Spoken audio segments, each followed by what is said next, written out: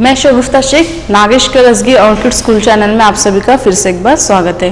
बच्चों, कक्षा 4 का हिंदी पाठ्य पुस्तिका का पिछले तासिका में हमने पाठ क्रमांक 13 ये जो कविता है चांद का कुर्ता, इस कविता को हमने पढ़ा था। साथ ही साथ इसका अर्थ भी देखा था, सारांश भी देखा था। प्रस्तुत कविता चांद का कुर्ता, इस कविता के कवि है रामधारी सिंह दिनकर। प्रस्तुत कविता चांद का कुर्ता, इस कविता में कवि ने बच्चों को जैसे बालहट्ट, ममता, करुणा ऐसे आदि गुणों के बारे में हमें बताया गया है। प्रस्तुत कविता जो है ये काल्पनिक कविता है, लेकिन इसके जरिए बच्चे किस तरह से अपने माँ से जिद करते हैं और माँ जो है उस जिद को पूरा नहीं कर पा रही है, और हमें भी जिद ऐसी करनी चाहिए जो माँ बाप उसको पूरी कर सके। जो हमारे लिए जरूरत है ऐसी चीजों की हमें जिद करनी चाहिए। प्रस्तुत कविता में जो है, मैं आपको एक बार इस कविता का सारांश बता दूं। प्रस्तुत कविता में जो चांद जो है अपने माँ से कह रहा है कि माँ, मैं इस जाड़े में मुझे बहुत ज्यादा ठंडी लगती है। जो मेरा आसमान का सफर है ये क्या हो जाता है, इस ठंडी की वजह से मैं सीधे से नहीं पूरा कर पाता। जब मैं आसमान के सफर करता तो मुझे बहुत ज्यादा ठंडी लगती है। तो वो अपनी माँ से कहता है कि माँ, मेरे लिए कोई झिंगोला सिलवा दो। झिंगोला यानी क्या कहा था मैंने, झिंगोला यानी ढीला कुर्ता। वो अपनी माता से कहता है कि माँ, मुझे एक झिंगोला सिलवा दो। और वो अपनी माँ से कहता है, लेकिन माँ जो बच्चों ने मांगा था उसे वो देने में असमर्थ रहती है। तो माँ क्यों असमर्थ रहती है? क्योंकि जो चांद जो होता है कभी बड़ा होता है, कभी छोटा होता है, कभी तो किसी दिन दिखाई नहीं देता। तो माँ जो असमर्थ है, क्योंकि उसके जो बच्चे का नाप जो है कोई एक नहीं है, तो किस नाप से अपने बच्चे का कुर्ता सिलवाए, इसलिए वो उस बच्चे के लिए कुर्ता सिलवाने के लिए असमर्थ है। साथ ही साथ इस कविता में जो आपको चांद के बारे में बताया गया था कि चांद क्यों बड़ा होता है, क्यों छोटा होता है और किस दिन वो पूरा गायब हो जाता है। तो चांद जो होता है पूर्णिमा की रात को पूरा बड़ा हो जाता है, हमें पूरा गोल दिखाई देता है, लेकिन अमावस्या की रात को हमें चांद बिल्कुल नहीं दिखाई देता। तो ऐसा क्यों होता है, क्यों हमें चांद दिखाई देता है? ये पिछली तासिका में मैंने आपको बताया था। फिर पुनर्धन के लिए सिर्फ मैं आपको एक बार फिर से बता दूं कि चांद जो है सूरज के जैसे जैसे करीब जाता है, उसके पास जाता है, तो उसका आकार कम हो जाता है। वो जैसे एकदम बहुत ज्यादा करीब होने के बाद उस दिन हमें वो दिखाई ही नहीं देता। और जैसे जैसे चांद जो है सूरज से दूर दूर चला जाता है, तब वो हमें बड़ा बड़ा होता हुआ दिखाई देता है। तो चलिए इस कविता को हम फिर से एक बार पढ़ते हैं और इसका एक बार पुनर्अध्ययन 5 मिनट के लिए करते हैं, फिर आगे का भाग हम पढ़ेंगे। जैसे पिछली तासिका में मैंने आपको बताया था कि जो चांद जो है ये पृथ्वी के इर्द गिर्द घूमता है, और जब वो पृथ्वी के इर्द गिर्द घूमता है तो वो स्वयं भी घूमता रहता है। इसको परिक्रमा कहते हैं। जब चांद पृथ्वी की परिक्रमा करता है तो वो जो है सूर्य के भी इर्द गिर्द घूमता है, और जैसे चांद जो है घूमते घूमते जब जैसे वो जो है सूरज के करीब करीब जाता रहता है, तो उसका जो आकार होता है घटता जाता है। उसका आकार क्या होता है, घटता जाता है। और जैसे वो एकदम करीब आ जाता है तो उसका आकार हमें वो दिखाई ही नहीं देता। तो इसी रात को हम अमावस्या की रात कहते हैं। और अगले दिन वो जैसे जैसे दूर दूर होते जाता रहता है। जो चांद जो होता है खुद भी घूमता है और पृथ्वी के इर्द गिर्द भी घूमता है, और वो जैसे जैसे घूमते घूमते जाता है तो उसका आकार में बढ़ता जाता है, और वो जैसे उसके पूरा अपोजिट विरुद्ध दिशा में जब आ जाता है तो वो हमें पूरा दिखाई देता है। जब वो चांद पूरा दिखाई देता है उसे हम फुल मून कहते हैं। तो ये जो राज है चांद के घटने बढ़ने का।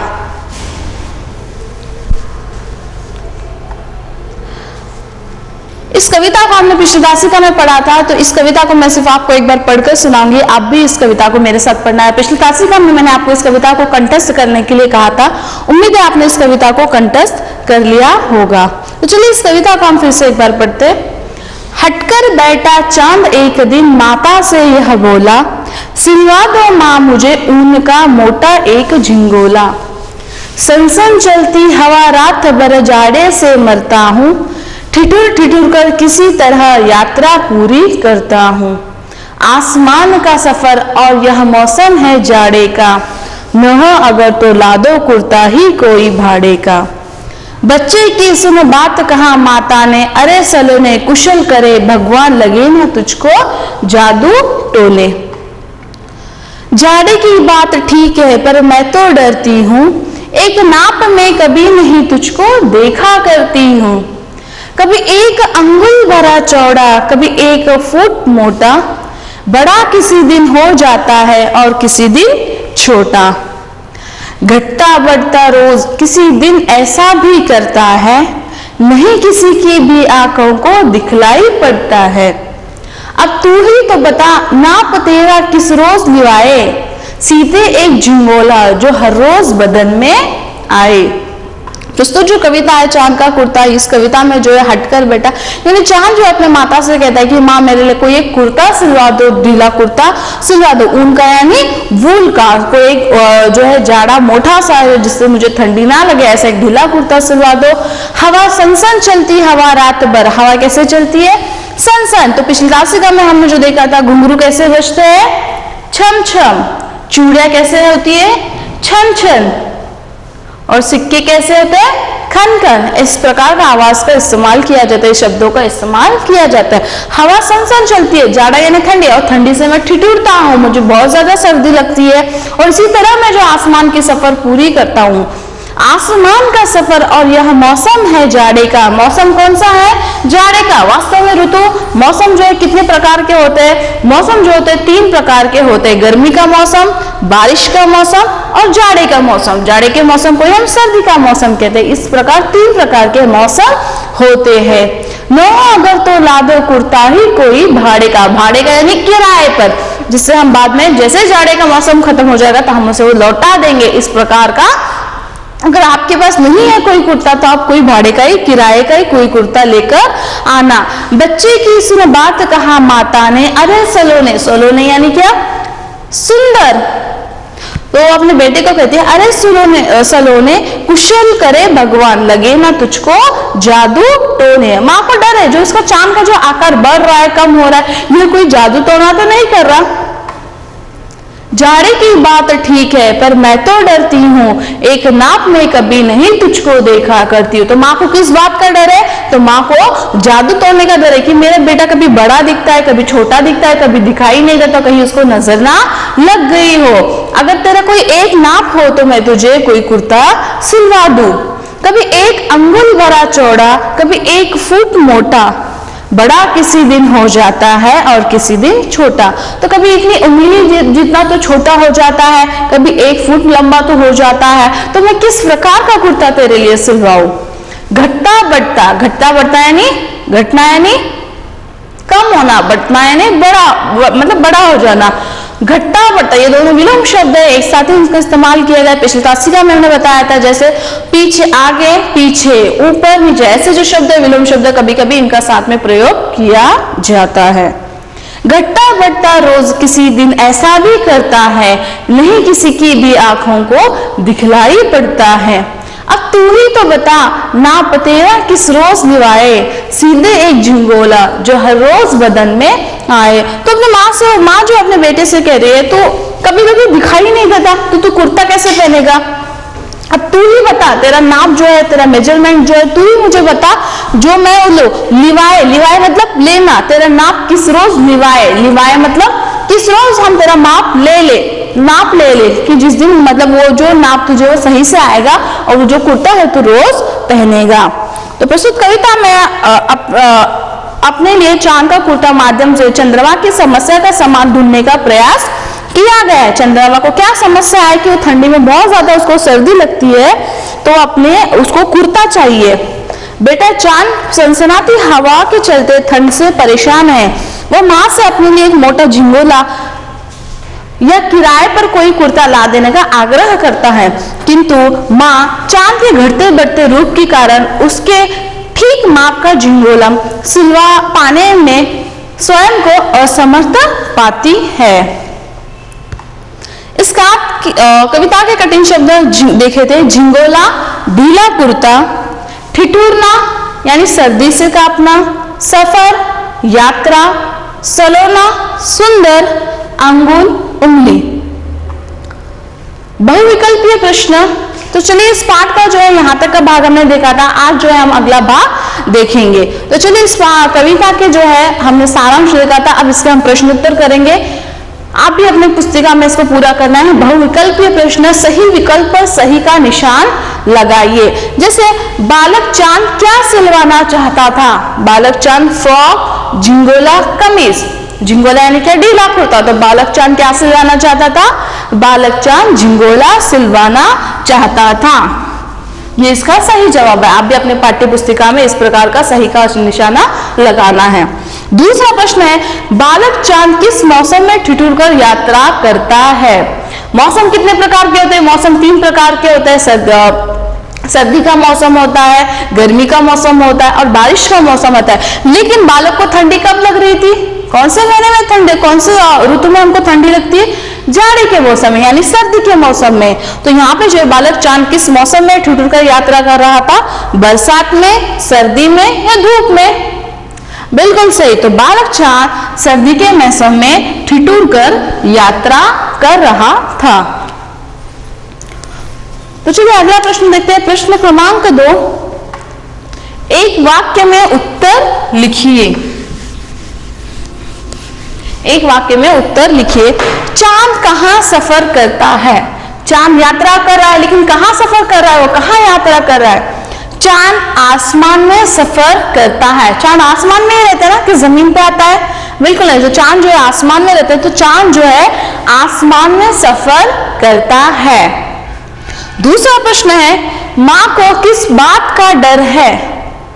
जो कविता में है, माँ को एक बात का डर है कि कभी मेरा बेटा बड़ा हो जाता है, कभी मेरा बेटा छोटा हो जाता है, तो कहीं इसको कोई नजर ना लग गई हो। तो माँ को जो है जादू टोने का डर है। माँ को किस बात का डर है? तो माँ को है जादू टोने का डर है। तीसरा प्रश्न है, कौन किसे नहीं दिखलाई पड़ता? कौन किसे नहीं दिखलाई पड़ता? यहां पे देखिए, अमावस्या का चांद किसी की आंखों को नहीं दिखलाई पड़ता। किसी की यानी हमारी आंखों को। हमारी आंखों को चांद दिखाई देता है क्या? नहीं। कब नहीं दिखाई देता? वो अमावस्या की रात। तो अमावस्या की रात कब आती है? जब चांद जो है सूरज के करीब जाता है, तब क्या हो जाता है? वो थोड़ा थोड़ा घटता जाता है। वो किसी दिन वो दिखाई नहीं देता। जब वो चांद के सूरज के बहुत ज्यादा करीब जाता है, तो चांद हमें दिखाई नहीं देता। उस रात को अमावस्या की रात कहते हैं। तो अमावस्या की रात को चांद किसी की भी आंखों को दिखलाई नहीं पड़ता। कौन किसे नहीं दिखलाई पड़ता? कौन यानी चांद। चांद किसे नहीं दिखलाई पड़ता? तो किसी की भी आंखों को, यानी हम जैसे व्यक्ति है या किस कोई भी हो, किसी की भी आंखों को चांद दिखलाई नहीं पड़ता। तो इसका सही जवाब क्या है? अमावस्या का चांद किसी की आंखों को नहीं दिखलाई पड़ता। चौथा प्रश्न है, कविता के लेखक का नाम बताइए। कविता के लेखक कौन है? रामधारी सिंह दिनकर। कविता के लेखक का नाम है रामधारी सिंह दिनकर। तो चलिए इसका अगला प्रश्न देखते हैं। प्रश्नों के उत्तर लिखिए। प्रश्नों के उत्तर लिखिए। इसका पहला प्रश्न है, माता ने चांद को क्या उत्तर दिया? माता ने चांद को क्या उत्तर दिया? चांद जो अपनी माता से जिद कर रहा था कि मुझे कोई कुर्ता दिलवा दो, अगर आपके पास कोई कुर्ता नहीं है तो कोई किराए पर मुझे कुर्ता दिलवा दो। तब माँ ने उसको क्या जवाब दे दिया? देखिए इसका जवाब, बालक चांद की बातें सुनकर माँ चिंतित होते हुए कहती है कि ईश्वर तुम्हें जादू टोने से बचाए। माँ को डर है कि नाक के घटने बढ़ने का कारण जादू टोना तो नहीं। देखिए माँ अपने बेटे से कहती है कि बेटा मैं तुम्हारे लिए तो कोई कुर्ता सिलवा दूंगी, लेकिन आपका कोई तो नाप नहीं है। लेकिन मुझे डर इस बात की है कि तुम क्यों बड़े छोटे हो जाते हो, कहीं तुम्हें जादू टोना तो नहीं हुआ है। तो माँ को इस बात का डर है, तो माँ यह जवाब अपने बेटे को देती है। दूसरा प्रश्न है, माँ चांद के लिए कुर्ता क्यों नहीं बना पाती थी? माँ चांद के लिए कुर्ता क्यों नहीं बना पाती थी? क्योंकि उसका नाप कभी बढ़ता था, कभी घटता था, कभी वो दिखाई नहीं देता था।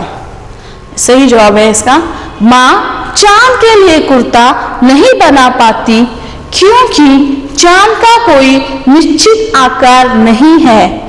वह रोज घटता है या बढ़ता तो कभी गायब हो जाता है, इसलिए माँ चांद के लिए कुर्ता नहीं बना पाती थी। और चांद के घटने बढ़ने का राज क्या है, रहस्य क्या है, ये मैंने आपको बताया है। तो चांद कभी घटता है, कभी बढ़ता है, कभी गायब भी हो जाता है, इसलिए माँ है उसके लिए कुर्ता सीने के लिए असमर्थ थी।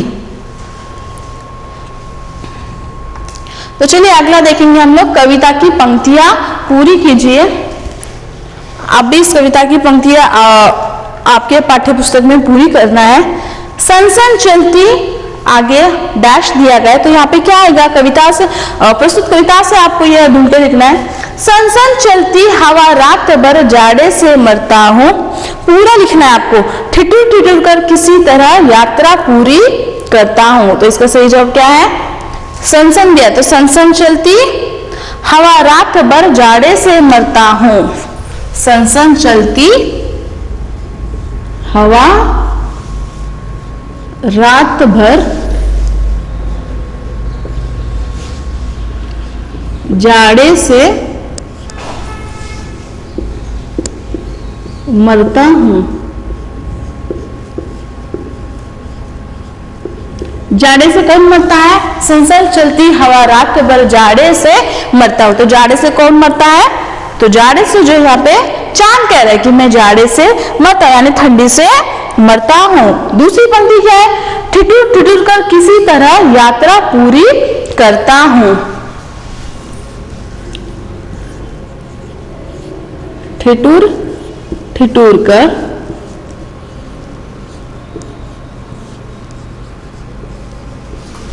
यात्रा पूरी करता हूं। तो देखिए इसका सही जवाब क्या है, सनसन चलती हवा रात भर जाड़े से मरता हूं, ठिठुर ठिठुर कर यात्रा पूरी करता हूं।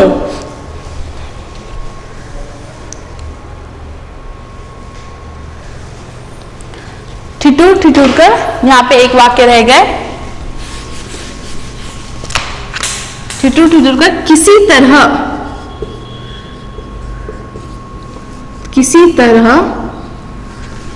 यात्रा पूरी करता हूं।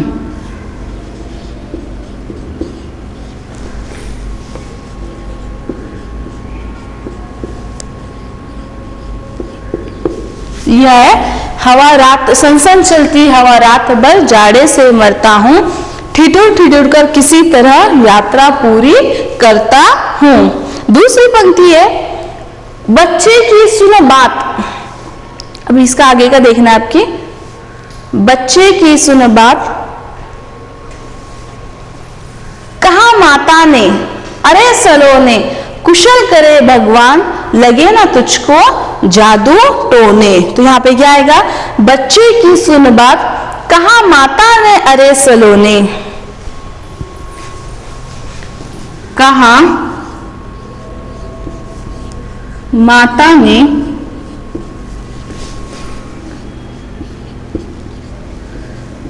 अरे सलोने,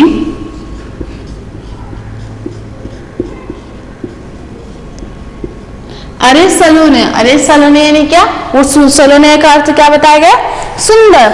अरे सलोने, कुशल करे भगवान लगे ना तुझको जादू टोने, कुशल करे भगवान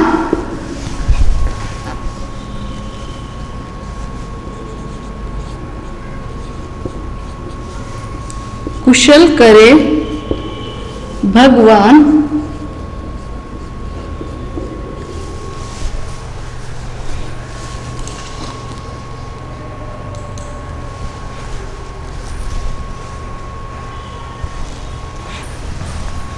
लगे ना तुझको जादू टोने। किसको जादू टोने नहीं लगना चाहिए, ऐसे मां कह रही है अपने बेटे को चांद को, लगे ना तुझको जादू टोने।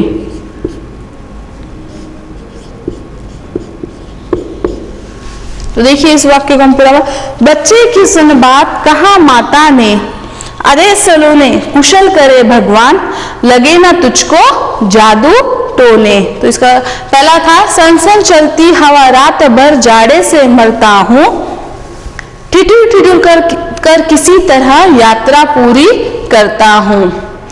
दूसरा था बच्चे की सुन बात कहा माथा ने, अरे सलोने कुशल करे भगवान लगे ना तुझको जादू टोने। तो इस कविता की पंक्तियों को आप अपनी पाठ्य पुस्तिका में भी पूरा करना है। तो चलिए अभी अगला भाग देखते हैं। समानार्थक शब्द है, उसका सही जवाब उसी के सामने दिया गया है। बस आपको शब्दों को जो है सही अर्थ से उसका मिलान करना है। देखिए पहला जो शब्द है, रेखा खींचकर समानार्थक शब्दों को मिलाइए। जो पहला शब्द है चांद, तो चांद का समानार्थक शब्द क्या है? शशि। और एक शब्द है राकेश। तो इस तरह से यहाँ आपको सही का मिलान करके दिखाया गया है। लेकिन और यहाँ पे शब्द है हवा। हवा का समानार्थक शब्द क्या है? समीर, पवन। ये इसका समानार्थक शब्द है, तो इसको सही से इस तरह से मिलान करना है। आप भी अपने साथ इस कार्य को मेरे साथ ही पूरा करना है।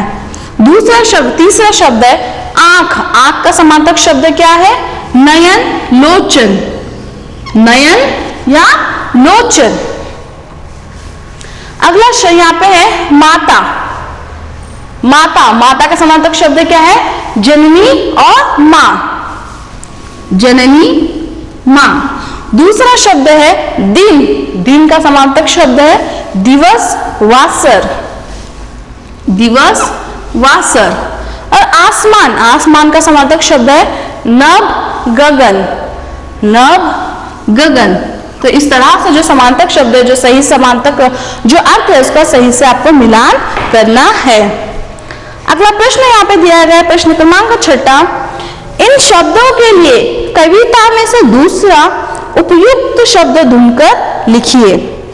जैसे यहाँ पे आपको कुछ शब्द दिए गए हैं, इन शब्दों के अर्थ मतलब यही शब्द मतलब यही अर्थ रहेगा, लेकिन इनके लिए दूसरा शब्द इस कविता में इस्तेमाल किया गया है। जैसे जिद। जिद का समानार्थक शब्द क्या? हट। तो प्रस्तुत कविता में है माँ, बच्चे ने क्या किया? हट की है। हट यानी क्या? जिद की है। तो जिद के लिए कविता में कौन से शब्द का इस्तेमाल हुआ है? हट। तो इसी तरह सर्दी के लिए कविता में कौन से शब्द का इस्तेमाल हुआ है? जाड़े का। तो इस प्रकार के शब्द जो है प्रस्तुत कविता में जो उपयुक्त या इस्तेमाल किए गए हैं, वो आपको ढूंढकर लिखना है। जिद, तो जिद के लिए कौन सा शब्द यहाँ पे इस्तेमाल किया गया? हट। ईश्वर, अब दूसरा ख वाला जो है ईश्वर, तो ईश्वर के लिए प्रस्तुत कविता में कौन से शब्द का इस्तेमाल किया गया है? क्या कह रही है माँ? देखिए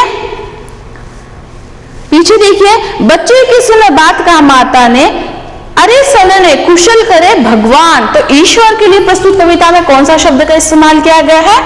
भगवान। ईश्वर, भगवान, ये दोनों एक ही शब्द, दोनों का अर्थ एक ही है, समानार्थक शब्द है। तो इस प्रकार के शब्द हमें इस कविता से ढूंढकर लिखना है। अगला शब्द है सर्दी। सर्दी के लिए प्रस्तुत कविता में कौन से शब्द का इस्तेमाल किया गया? जाड़ा। जाड़ा यानी सर्दी। कहा गया ना जाड़ा का मौसम, चांद जो कह रहा है अपनी माता से कि जाड़े का मौसम में मैं सनसन चलती हवा से मरता हूं, ठिठुर ठिठुर कर किसी तरह यात्रा पूरी करता हूं। अगला शब्द है सफर।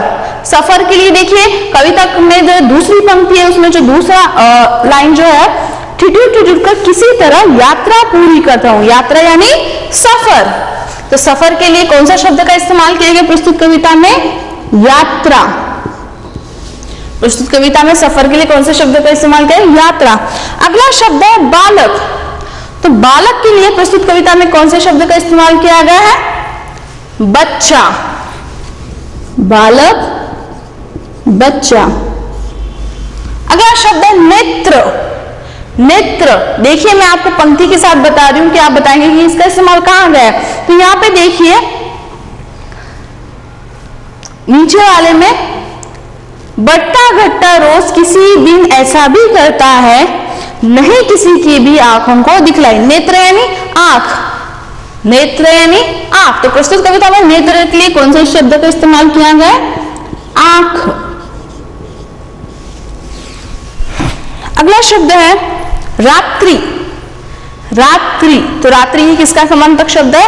रात का। तो प्रस्तुत कविता में रात का इस शब्द का इस्तेमाल किया गया है। जैसे सनसन चलती हवा रात भर, रात्रि, हवा कैसे चल रही? रात भर, तो रात्रि का समानार्थक शब्द क्या है? रात।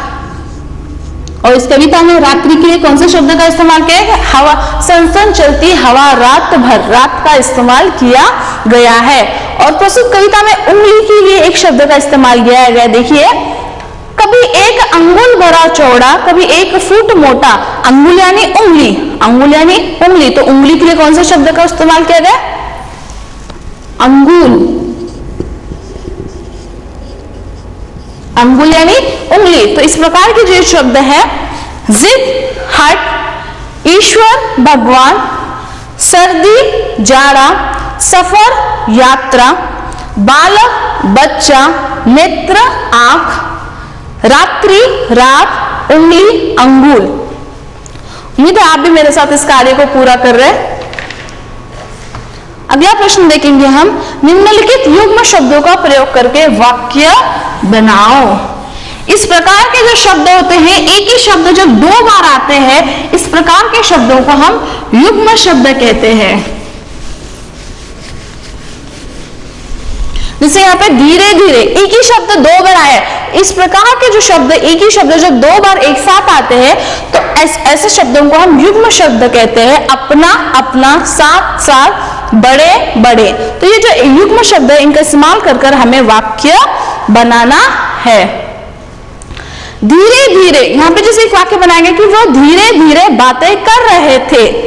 अभी यहाँ पे है धीरे धीरे, यहाँ पे युग्म शब्द का इस्तेमाल किया गया। अगला शब्द जो है अपना, अपना, तो यहाँ पे हम क्या शब्द बनाएंगे?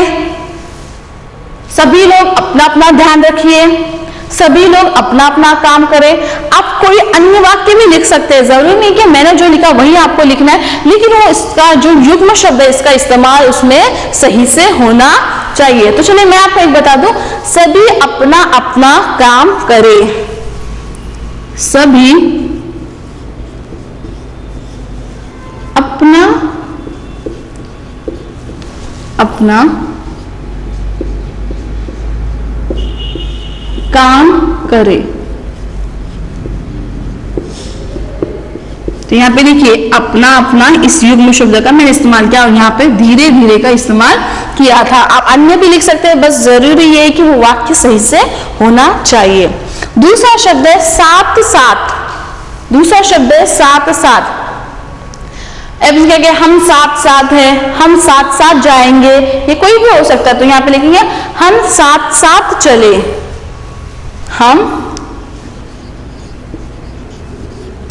साथ साथ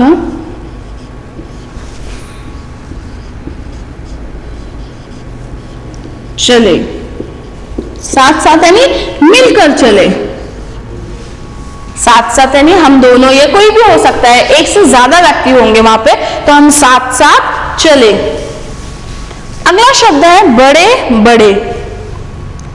वे बड़े बड़े काम सहज ही कर डालते हैं, वे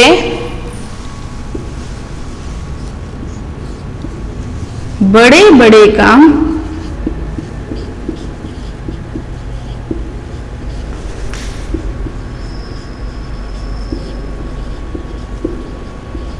सहज ही कर डालते हैं।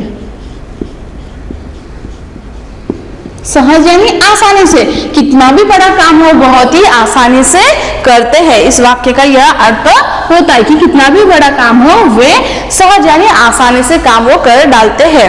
जैसे धीरे धीरे, वे धीरे धीरे बातें कर रहे थे। अपना अपना, सभी अपना अपना काम करे। साथ साथ, हम साथ साथ चले। दूसरा शब्द है बड़े बड़े। वे बड़े बड़े काम सहज ही कर डालते हैं, यानी वो कितना भी बड़ा बड़ा काम हो या कितना भी बड़ा काम हो वो आसानी से कर डालते हैं। तो ये तो हो गया। साथ ही साथ इसमें आपको रचनात्मक कार्य दिया गया है। देखिए पाठ्यक्रम प्रश्न क्रमांक 8 चंद्रमा की से इस क्षेत्र पर, इस विषय पर आपको अनुच्छेद लिखना है। 9वां प्रश्न है, भारत में 3 ऋतुएं होती है। तो भारत में 3 ऋतु कौन सी होती है? कौन सी? गर्मी का मौसम होता है, बारिश का मौसम होता है और जाड़े का मौसम होता है। तो आपका जो प्रिय ऋतु है उसका आपको चित्र भर के रंग करना है।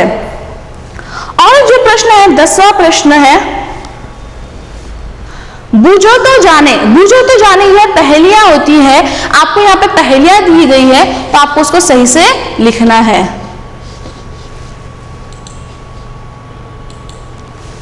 पहेलियां दिए, जैसे पहली में वैसे तो रचनात्मक कार्य आपको स्वयं करना है, बस आपको उदाहरण के तौर पर मैं आपको एक बता दूं।